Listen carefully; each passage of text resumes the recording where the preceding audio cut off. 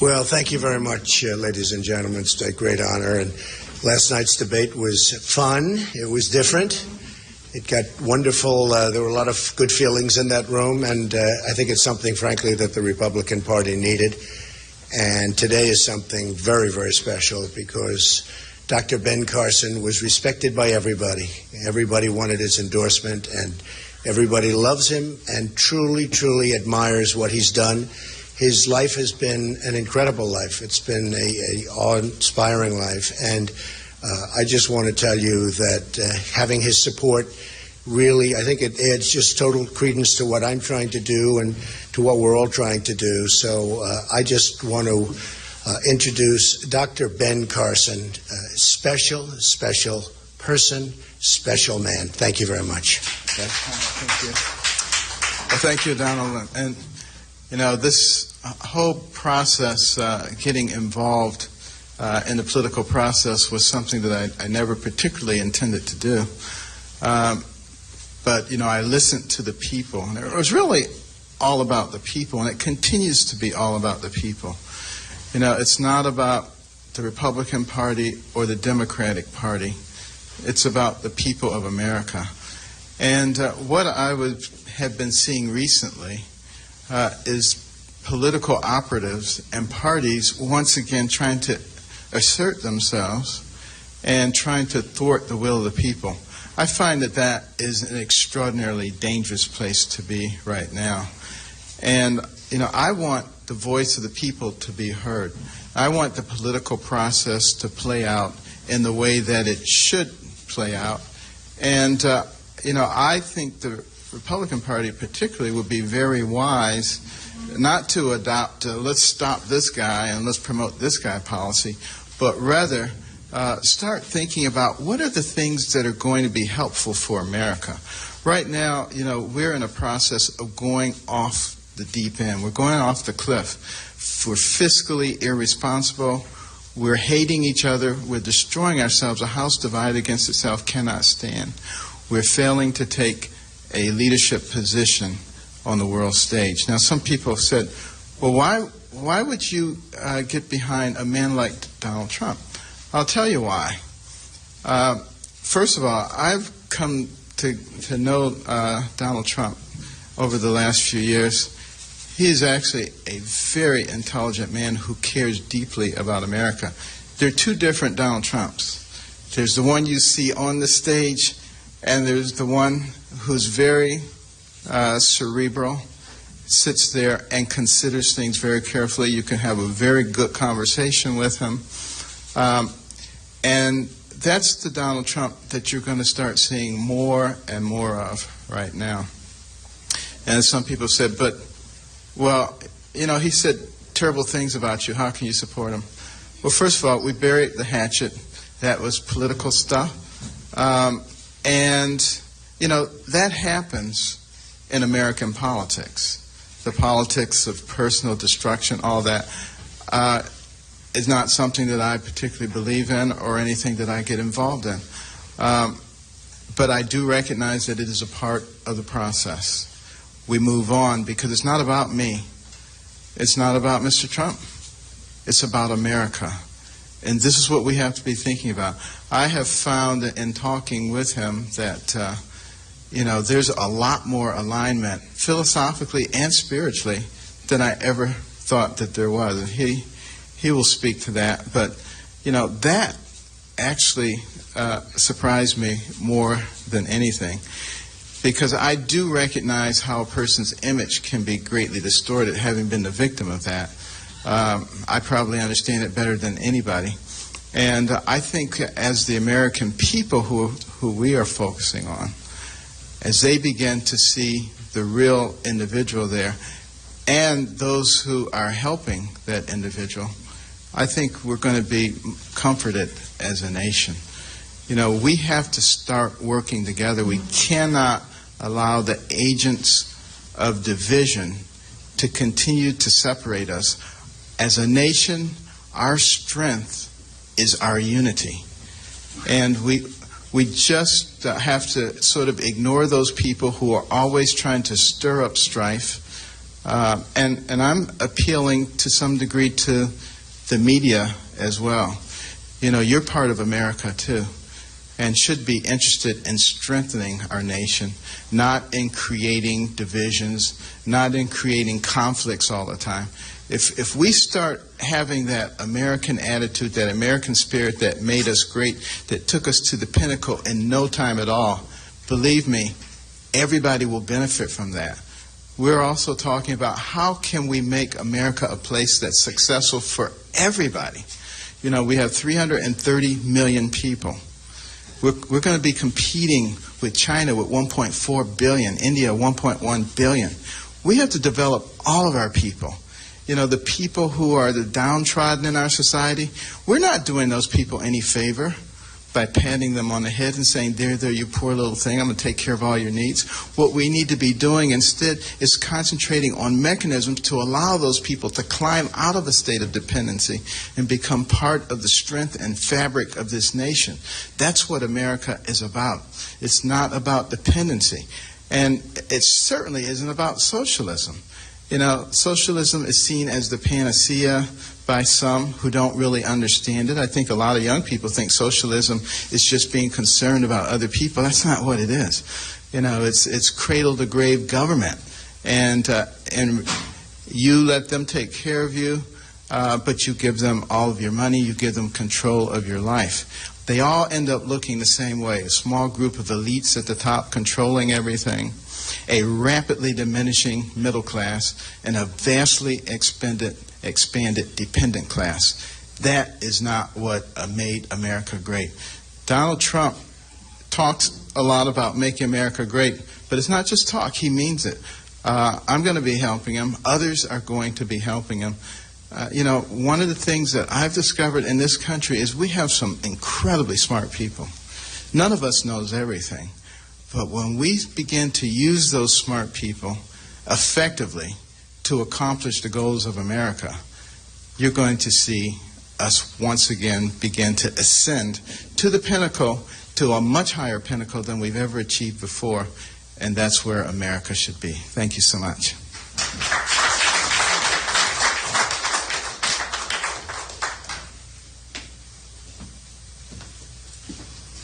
Thank you very much, Ben. And Ben and I were talking lengthily yesterday, and it was an amazing conversation.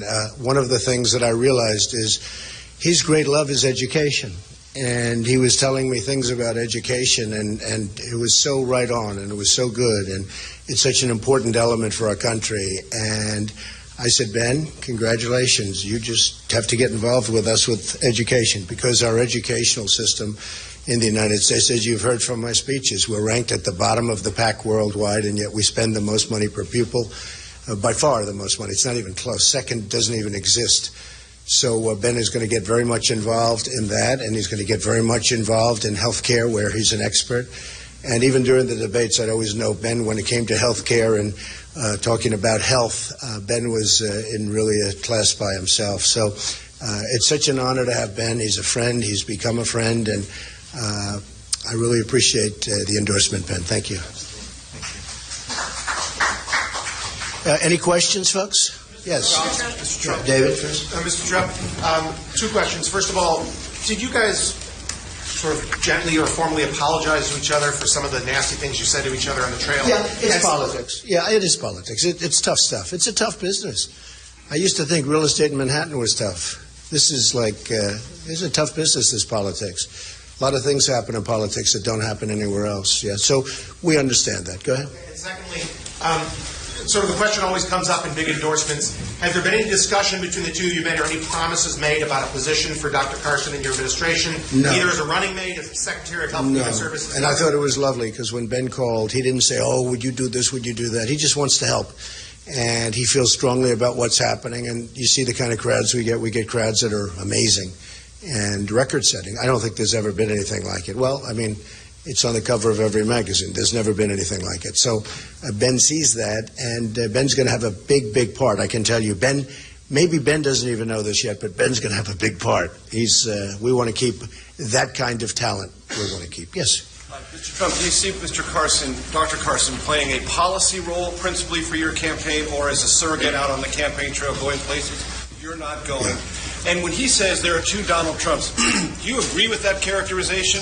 And could you amplify on it? I probably do agree. I think there are two Donald Trumps. There's the public version, and people see that, and I don't know what they see exactly, but it seems to have worked over my lifetime. But it's probably different, I think, than the personal Donald Trump. I think Ben would say that. Ben said it very well today. So perhaps there are two Donald Trumps. But, I'm somebody that is a thinker. I'm a big thinker. And I have my ideas, and they're strong, and, typically they've worked out. And what I want to do is, the theme, and Ben alluded to it, the theme that I have for this entire campaign is Make America Great Again. That's what I want to do. Very simple. I want to make America great again. We have so many problems, whether it's military, whether it's trade, whether it's borders, whether it's terrorism. We have so many problems. The debt. You look at our debt, $19 trillion, going up to $21 trillion in a very short fashion. So we're gonna straighten things out, and we're going to straighten them out correctly. Policy or politics for you? Dr. Carson's both. Dr. Carson is both, but he's going to be very much on policy. Ben was always very strong on policy, and he's going to be very much on policy. Mr. Trump. Yes, Thank you, Mr. Trump. You've been talking a lot about unity on the campaign trail and in the debate last night. Can you fill us in on any outreach efforts you're making to Capitol Hill? And then I also wanted to ask you an Islamic State question after that. Yeah, we have been called by the biggest people in politics, not only Republican politics, but also the biggest people in Republican politics. And over the last couple of weeks, you saw Paul Ryan reached out, and terrific guy. I've always respected him. I've always liked him. And not necessarily agree on everything, because I'm very strong on borders and very strong on security. And I think Paul is, I think he's going to have his views, and I think probably certain things will change. But Paul Ryan reached out, and we had a great conversation, and many other people at the top level. I sort of get a kick. I see you covering one person who's saying Donald Trump must be stopped, and I talked to him 2 days before, and he's saying, Donald, we have to come together. We've been contacted by many of the biggest people in Republican politics. Congressional lawmakers as well, proactively? Well, I'm reaching out, but they're really reaching out to us because they see what's happening. We're getting millions and millions of people, additional people that the Republican Party has never had before. It's the biggest story. I said it last night at the debate. It's the biggest story in politics is what's happening.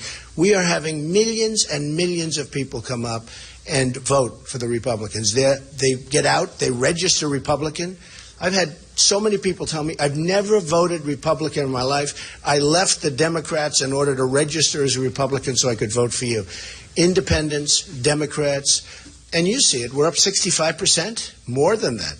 Millions of people more. And that's what I'm saying. The Republicans now want to embrace it. I mean, I see it. They want to embrace it. Tom? And then I also wanted to ask you about Islamic State quickly. Last night in the debate, you talked about potentially sending up to 30,000 American troops to the Middle East to fight Islamic State. We have to get rid of ISIS. That's more troops than George Bush sent to Afghanistan after 9/11. Let me tell you, we're going to get rid, and they're going to get back real soon. We have to get rid of ISIS. It's going to be up to the generals. We have to get rid of it, but the generals are going to be able to play their own game. I want to find out I have the right general. I want to find out we have the right general, Ben, right? We don't want to have the wrong general talking to us, but we're going to find the right general. We're going to find the right guy or person or woman. Prepared potentially for a long war? No, it's going to be very quick. It's going to be very quick. We're very powerful. We don't use our power. Yes. Mr. Trump, two questions. First, on the bearing the hatchet deal with you and Dr. Ben Carson, you mentioned politics is rough. Do you personally regret any of the things you said about Dr. Carson? Well, it's a funny thing. I was thinking about it yesterday, and because I have such respect for Ben. And if you notice, I mean, the CNN poll came out 49-15. How do you like that, Ben? He wouldn't have been happy. But if you notice, during this whole thing, nationally I'm talking about, because ultimately, they say nationalism is important. Well, ultimately, I guess it's probably the most important. So CNN comes out 49 a couple of days ago, 49 for Trump and 15 for the two others. I think we're at 15. The one person that just kept sneaking up on me, I couldn't lose him, was Dr. Ben Carson. I could not lose that guy. And I was doing well, and, Trump would be at 28 at that time. And I remember when it was 28, and Ben was 18, and then he was 19, and the next week it was like 22. And I said, whoa, what's this happening here? I don't like this, right? And then he was 24. And then I had a pretty good poll where I took a little lead in one. But then what happened is it was, I believe, NBC, Wall Street Journal, who always gives me bad polls, by the way, I have to tell you. I always have bad polls. Oh, thank you for the nice things you always say about me. You are so nice. Thank you. Sitting next to David. Okay? Thank you very much. Always so nice. Now she's going to be bad because she's embarrassed, but I just want to thank you. So Ben would always, like, he'd be there. And then we had one poll where Ben went ahead. It was the biggest story worldwide. I said, this guy is unbelievable. And so I started going after Ben. And it's politics. I mean, Ben understands it. And I was really impressed with the way he fought back, because he fought back with silence and strength. And I even comment on it. Somebody else would have gone, they would have gone well. He has great confidence in himself. And I was very, very impressed. And it is true. He's the one person, I use the expression, I couldn't lose him. I couldn't shake him. He did so well. And just go up, up, up, so steady, so solid. And I fought back and I hit him hard. And which is politics, and Ben understands that. And he understood that because I talked to him about it yesterday. But he handled it with such dignity. I frankly thought it was amazing. I actually gained a lot of respect for him. Okay. So on that point, though, Mr. Trump, you talked about the two Donald Trumps, that there may be, Dr. Ben Carson brought that up. When you say things like, I want to punch a protester in the face, or when you said the things about Dr. Ben Carson, is it just politics, or are you playing a character there? It's politics, and it's fact. Let me just tell you. We've had some violent people as protesters. They're not just people saying, oh, these are people that punch. These are people that are violent people. I get the biggest crowds by far, not even a contest. And, you people don't like to report it. But actually, the one thing good about protesters is you have to go into these stadiums, these massive stadiums with 25 and 30,000 people. And you have to, at least you see, because the cameras never turn. Hey, Ben, the cameras never, ever turn and show the stadium. I always say turn and show how the stadium, they don't. But when there's a protester up in the corner, it's great because the cameras all turn. That's the only reason. Because, it's a negative as opposed to a positive, so they turn. But we've had a couple that were really violent, and the particular one, when I said, like to bang them, that was a very vicious, he was a guy who was swinging, very loud, and then started swinging at the audience. And you know what? The audience swung back. And I thought it was very, very appropriate. He was swinging, he was hitting people, and the audience hit back. And that's what we need a little bit more of. Now, I'm not talking about just a protester. This was a guy who should not have been allowed to do what he did. And frankly, if you want to know the truth, the police were very, very restrained. The police have been amazing, but the police were very, very restrained. Okay, yes. Mr. Trump, did the RNC ever come to you, and I don't know if you know about the other candidates, but did they ever come to you and say this debate needs to be more civil? No, they didn't. Why do you think it was more civil? I just think it was time. It was time. It was very substantive last night. I said before, it was a very elegant debate. It was very substantive. It was, Ben came in and he said, that was really a very beautiful debate last night. It's gotten great reviews as a debate. I won't tell people that I won, even though I did win, let me just say. I refuse to say that. Time Magazine, 80. Slate, 84. Fox, 91% at Fox. I don't believe it. NewJersey.com, 81. So, I mean, we had a debate last night, and I think I did what I had to do, actually. But it was, I don't know. We've had enough debates, in my opinion. We've had debates, these debates have been like Vince McMahon should have put them on because they were WWE and too much. And I think that it really, I think last night was something that was very important that it come off like that. And we didn't speak, and the candidates didn't speak about it, but it just sort of morphed into a very dignified debate. Yes? Mr. Trump. Yeah, go ahead, Sarah. Mr. Trump, you said in the debate last night you hadn't decided whether you're going to accept fundraising for the general election. Accept what? Whether you're going to raise money for the general election. But if you go that route, doesn't it undermine your pledge to voters that you won't be voting? Well, I don't think so, because I wouldn't be taking money. If anything, the party would be taking money. I'm not going to take any money. I don't want money. But the party might take money. It's up to the party. That's really up to them. It's not up to me. And it's something I haven't given much thought to. I've self-funded my campaign.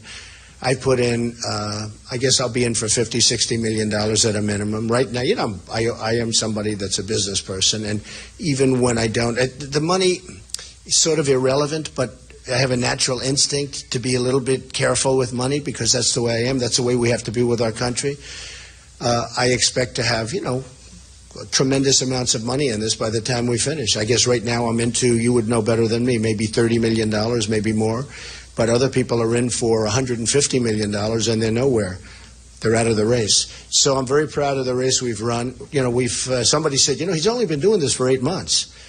But I know the system better than anybody. And the reason I know, because I was on the other side of the system. So when they talk about campaign finance laws, when they talk about all of these different things, I've been there. I know it much better. And I know it from the real side, not from the politician's side. Yes? Mr. Trump, I just want to go Good back. job last night, by the way. Thank you, sir. I want to go back to what Major asked and also what Tom asked about what Dr. Carson said this morning on the radio and here about the two Donald Trumps. So many people know you and like you because of your public persona. Is that the real Donald Trump, or is it something that we don't see? Well, it's an interesting question. I don't like to overanalyze myself, but I will tell you that I try and be, who I am. I want to be honest. Certain questions are asked of me, and I give a straight answer as opposed to a politically correct answer. I know the politically correct business better than anybody. Would you answer differently if you were in private? No, I don't think so. I'd like to. I answer truthfully. Look, we're at a point where we have to start being truthful with our country. Like the question on Islam. I'm answering the question, and I know the exact answer. I could have given an answer the other night to Anderson Cooper, which would have been perfect, and nobody would have been talking about it. It would have been fine. But there is a problem, and we've got to find out what the problem is. We have to solve the problem, and you're not going to solve the problem unless you know there is a problem.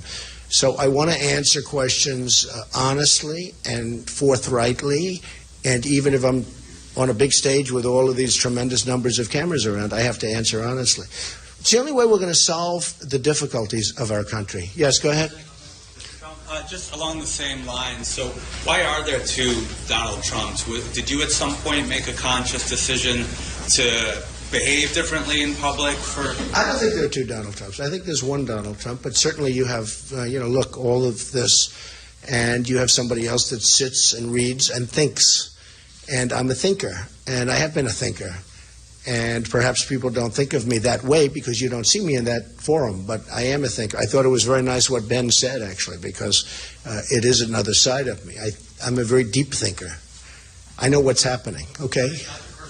Start seeing more of that side of you. Can you elaborate a little bit on that? Well, I'm going to work with Ben on so many different things. And I'll be honest, when I was with Ben yesterday, the thing that most impressed me, I know all about his views on health care because I've heard them, and I've always felt that he knew more about it than the other people on the stage, and perhaps he should because that was what he was doing. But I was most impressed with his views on education. It's a strength, and it's a tremendous strength. And so Ben's going to be involved with us in any aspect he wants to be, but in particular on those two subjects. Okay. Yes, go ahead. I want more of this toned-down version, what we saw last night, what Dr. Carson referred to as your cerebral side. Do you plan to tone down your performances as it depends. You can't say. I didn't go there as a toned-down person. I went, and whatever happens, happens. You have to be able to swing with the punches. And, to be honest with you, I went there. I didn't know if I was going to be. If I was hit, I would have hit back. Now, there are those people that said to me, I was telling Ben yesterday, there were those people that said, it doesn't matter, let them call you names, let them do whatever they want, stand there and take it. You're leading, you've got a substantial lead, nobody's going to beat you, don't do anything. And I say, I can't do that. When somebody hits, I have to hit back. So I thought they were very respectful yesterday. I thought, frankly, everybody did well. I thought it was I used the expression, I thought it was a very elegant debate last night. Yeah, go ahead. Mr. Trump, two quick things. You said earlier that you felt we've had enough debates. There is potentially another debate scheduled on March 21st. Is your suggestion to the RNC at this point, guys, we've had enough? I think we've had enough debates. I mean, how many times do you have to give the same answer to the same question? Do you agree with that, Ben? I mean, the same question, same people, same everything. I think, it would be nice to finish off with this one. I thought CNN did a fantastic job last night. I thought that Jake was a great moderator. It was just a really nice way to finish off the debate season. But I really think it's enough debates. I don't think there's any reason for the debates. I know they're getting very big ratings. And by the way, the Democrats are not getting ratings at all. And our debates are getting very, very big ratings. But, one of those things. I think we had enough. The network, look, the networks want him. I don't think any of the candidates want him at this point. The networks very much want him. Can you talk about also, there's a phrase you've been using the last several days on the trail and in interviews. You've said embrace it to the Republican Party. I know you were asked a little bit about that earlier. Yeah. As you move forward now and as the contests start to limit, what are you going to do? Are you going to find yourself surrounding yourself with more people who are endorsing you, speaking on your Well, when I behalf? said embrace, I was saying that the Republican Party should come together and embrace these millions of people that are going down and voting. Millions. You know, South Carolina, New Hampshire, no matter where it is, it's the millions and millions of people. We've had, I was going to bring down a list, and I said I didn't want to bore you people, but we've had some states that are up 102% from 4 years ago. 102%. There's something happening that's really beautiful to see. And these are people, in many cases, as I said last night, these are people that have never voted. Ben, I have people coming up, they said, and I'm talking about 40, 50, 60, 70 years old. So many people. They say, Mr. Trump, I've never voted before. And they've got a Trump shirt on.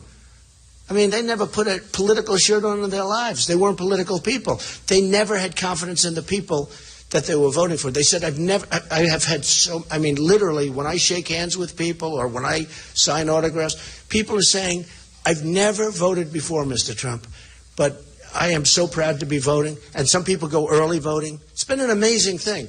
And what I said to the Republican Party, the establishment, if there is such a thing, I guess I used to be a member of the establishment 8 months ago, but if there is such a thing, I'm not sure that there is, but I said embrace it instead of fighting it, instead of fighting me like this, you know, these people from Club for Growth. These are people that came to my office, they asked me for $1 million. I said, who are they? I don't even know who they are. They asked me for $1 million. And I said, well, let me think about it. Then I found out who they are, and I said, I'm not going to waste $1 million. Why would I give them $1 million? And as soon as I said that, they started doing negative ads. They went negative on me. If I would have given them $1 million, they wouldn't be doing negative ads. They're extortionists. They're extortionists. That's all they are. And I look on television, I see negative ads, which are all wrong. The ads are lies, by the way.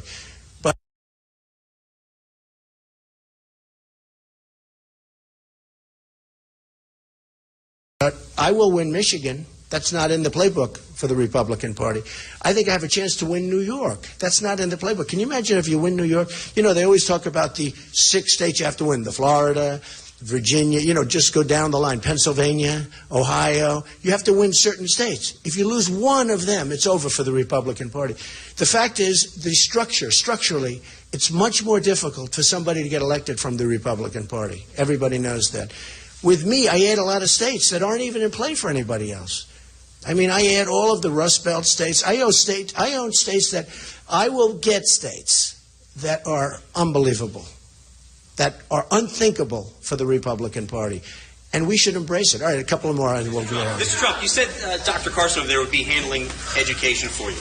Here in Florida, a lot of people are angry about Common Core. It just came in a few years ago. But it's up to the states to handle that. So how would Dr. Carson do something about the issue that a lot of people have with Common Core? Well, Ben knows the education. He knows what's going on. And I'm personally very much opposed to Common Core. I like local education. Ben feels very much the same way. And I think Ben is going to do a tremendous service for helping the states because, you know, we want to see it. There's great love in education, and when you circle those schools with the parents and the teachers and everything else, instead of some bureaucrat in Washington, you're going to do a lot better. Okay.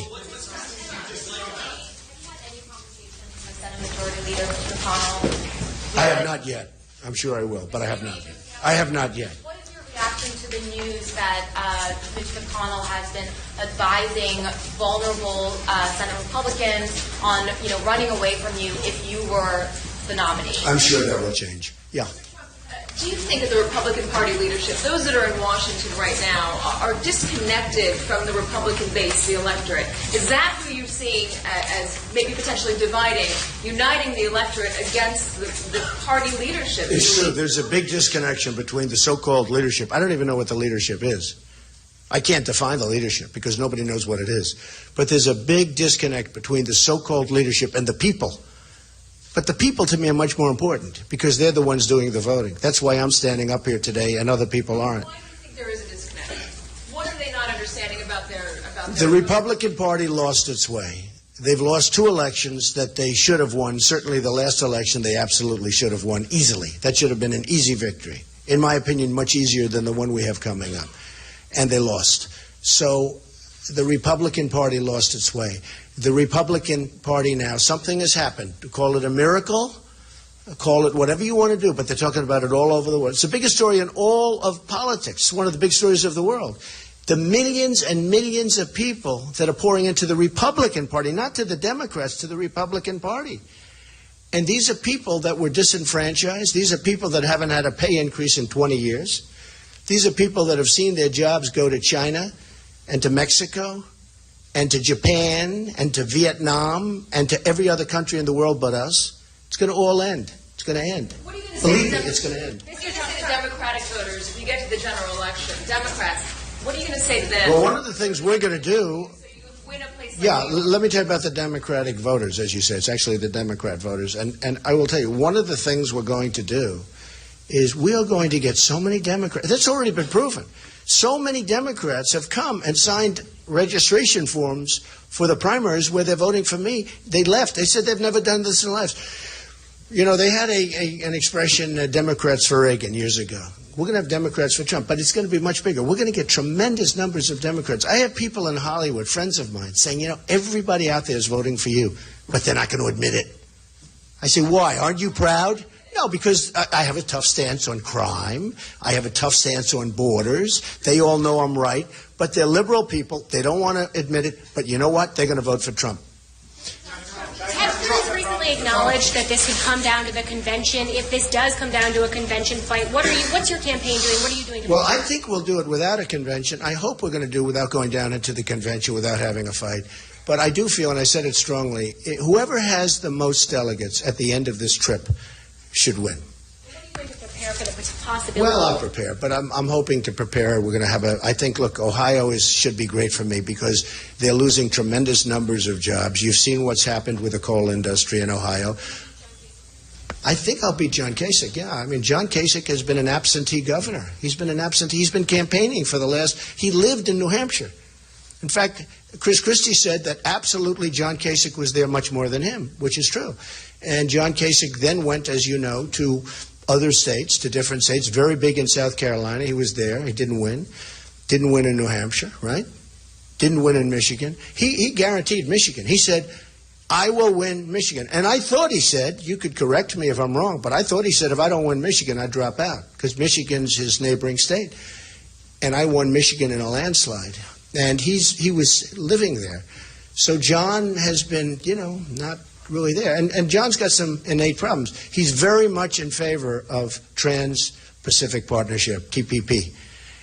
That will be the destruction of Ohio. And now that the oil is down, Ohio got lucky because they struck oil.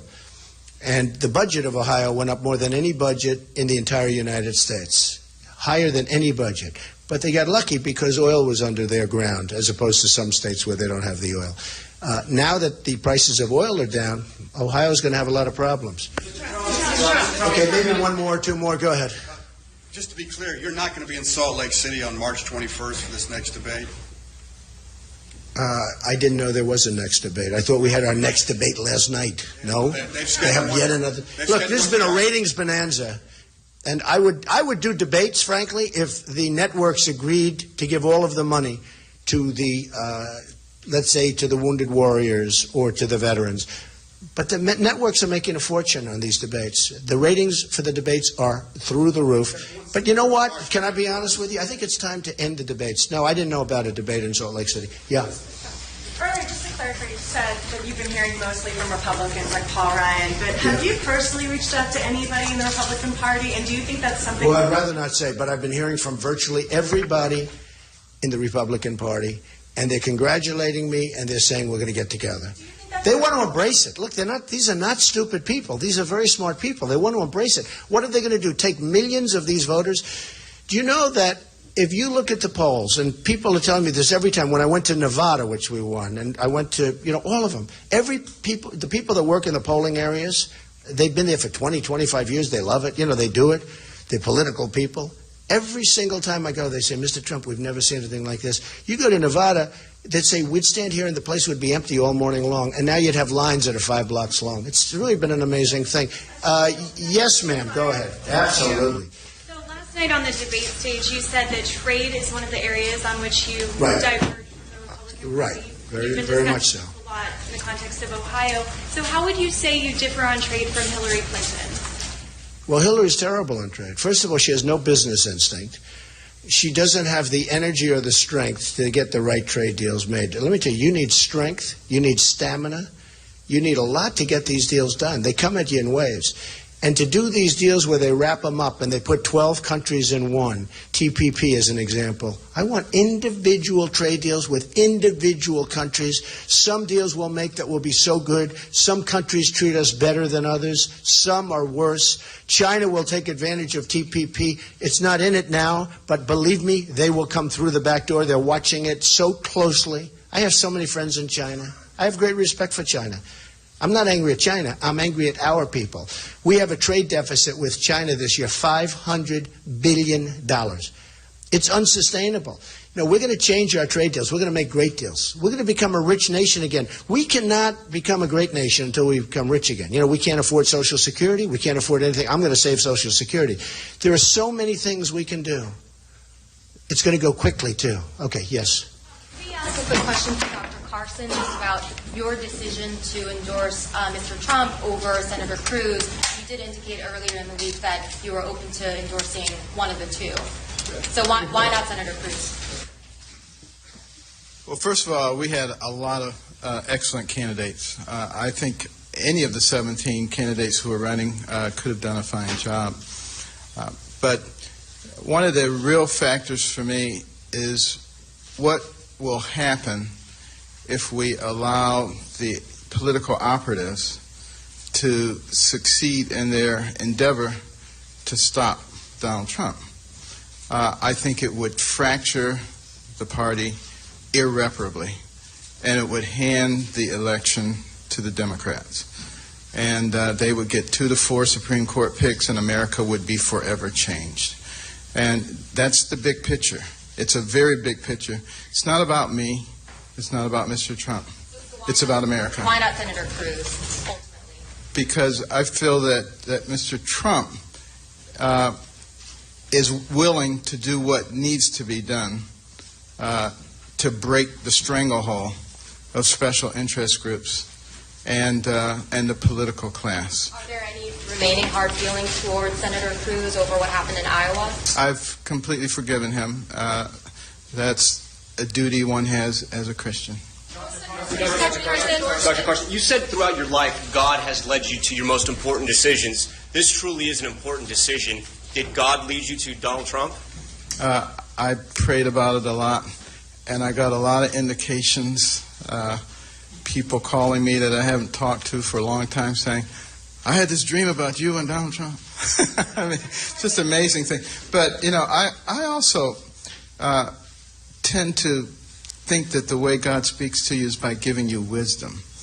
And that wisdom says to me that if we allow this attempt to disrupt the will of the people to be successful, it will fracture the party in an irreparable way. And that will hand the election to people who I personally believe would destroy our country. And the reason I say that is because, you know, Hillary Clinton was a great friend of Saul Alinsky. She was on a first-name basis with him when she was a student. Saul Alinsky wrote the book Rules for Radicals. And if you haven't read it, I recommend that you read it and see the kinds of things that are recommended to change, fundamentally change this nation from the great success that we have to a socialist country.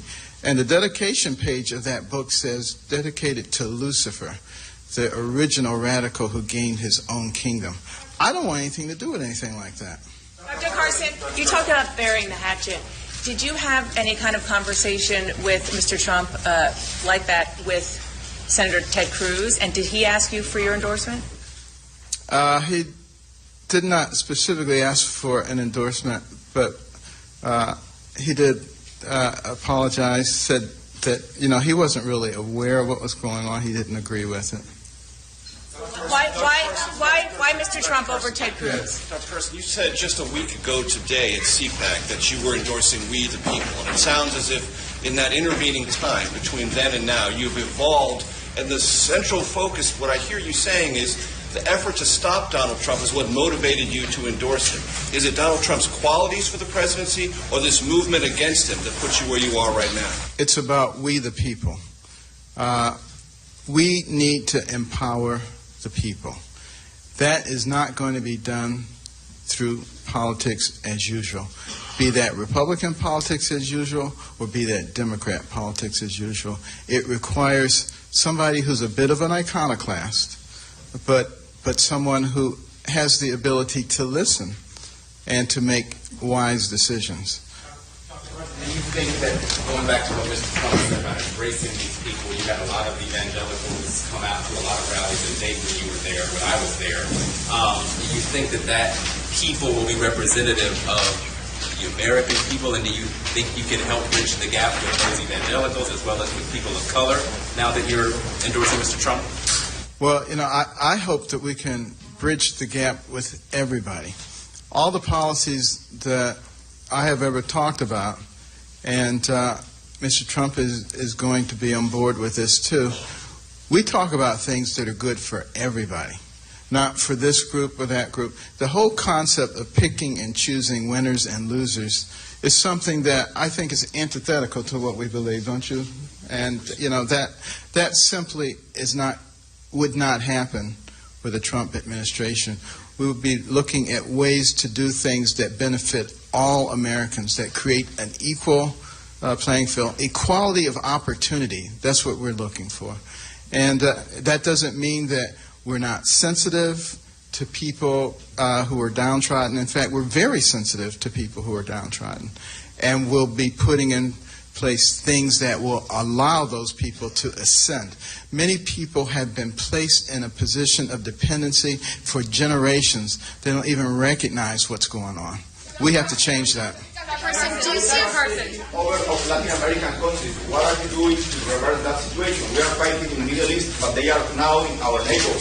What we are doing to reverse the China influence and Russian influence in our neighborhood? Well, I'll let Mr. Trump answer that question. Dr. Carson, do you see a future for yourself in politics? And even if there were no promises made as part of this endorsement, would you be interested in serving in a potential Trump administration? Well, I'm interested in saving America.